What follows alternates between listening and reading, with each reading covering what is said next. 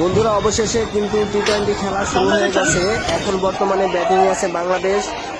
সারাদিন ব্যাটিং এ ছিল গোপালগঞ্জ, অনেক ব্যাটিং করছে। এখন ব্যাটিং এ বর্তমানে বাংলাদেশ।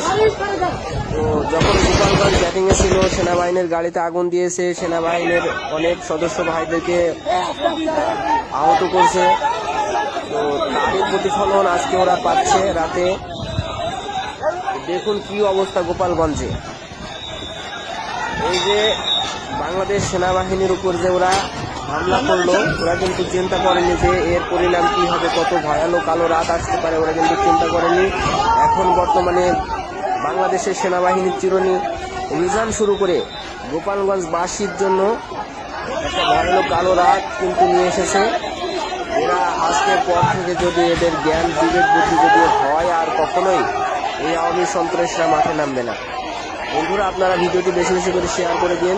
আজকে টি-20 খেলা সত্যি অনেক গুরুত্বপূর্ণ একটা ম্যাচ। এই ম্যাচটা সবাইকে দেখার সুযোগ করে দিন। আপনারা অবশ্যই ভিডিওটি শেয়ার করে দিবেন, সবাইকে দেখার সুযোগ করে দিবেন। আজকের ম্যাচটা হচ্ছে সেরা ম্যাচ, ফাইনাল খেলা। এই ফাইনাল খেলাটা যেন সবাই দেখতে পারে।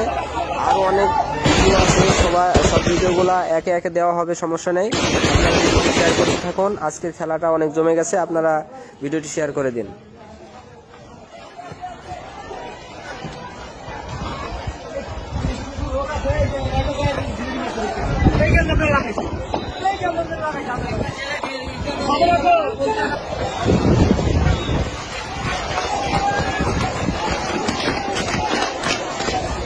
ভাই বলছিলাম যে সকালে